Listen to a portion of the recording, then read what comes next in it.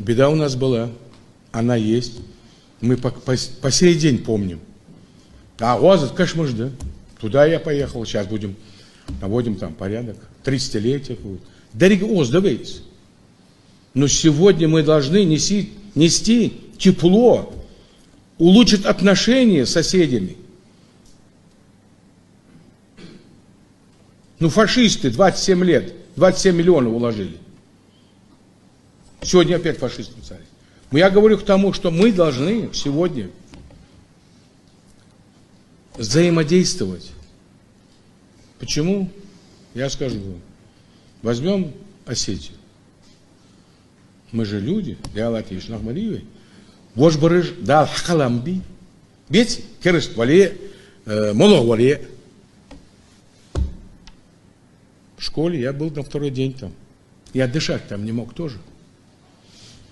Я не мог там дышать, видя вот этих, что они сделали с этими детьми, что с этими женщинами.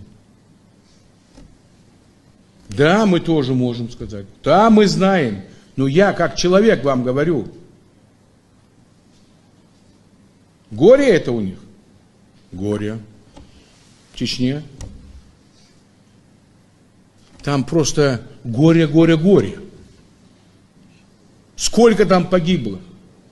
Сколько там пропало. Сколько там всего творилось.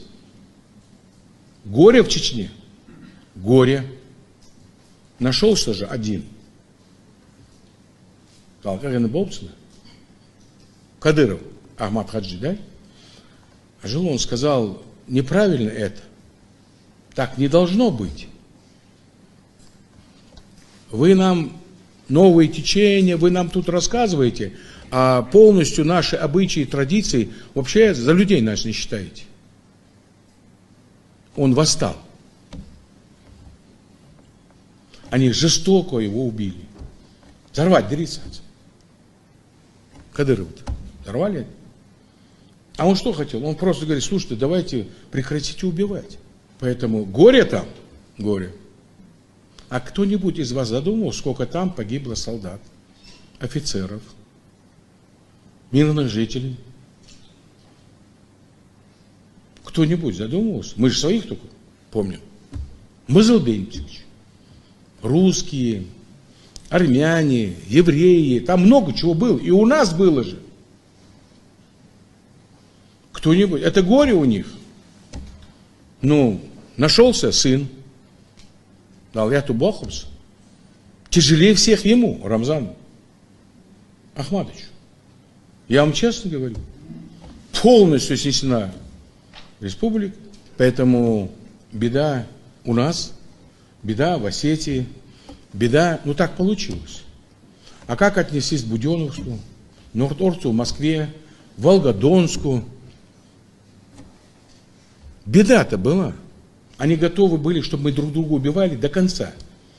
Остановили.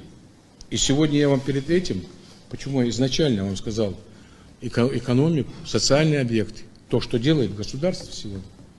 Но оно нам говорит, не приватизируйте беду. Подчеркиваю, нельзя приватизировать беду. Мне больно, многим больно. В Ингушетии. В Осетии тоже больно. И в Чечне больно. Но приватизировать беду нельзя. Нельзя говорить, что надо просто-напросто. Этим будешь. Найти соприкосновение точки и отношения налаживать и с нашими соседями. Сказал, давай, хадидиес, дер хадидиес, фудидиес, хумылыв, фудят. Болтнул проблемы. Зачем? Дождь, хуан жоплу дождь алищаться. Сухатич. Мужчина не должен ни одно слово, вот что у него вышло, если он за это не отвечает. Меня жизнь так учили. Я вырос так. И жизнь живу так. И вот меня не вырвите слово, которое я ответ не дам. Поэтому сегодня я еще призываю к тому, чтобы мы сегодня нашли пути решения.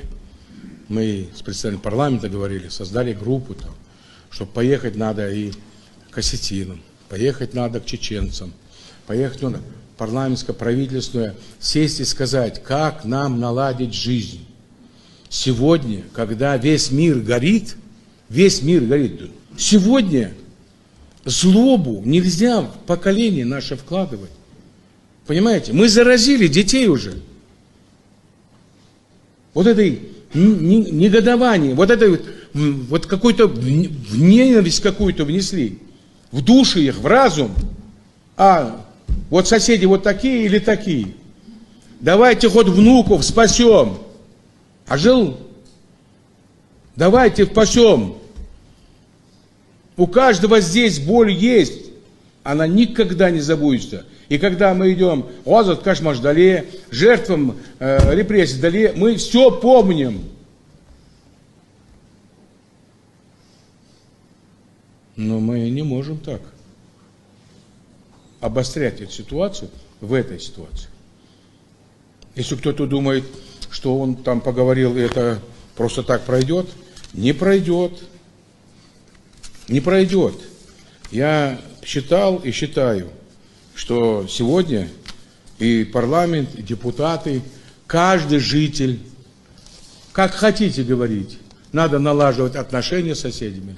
И с осетинами, и с чеченцами, и дагестанцами, и дальше хоть куда.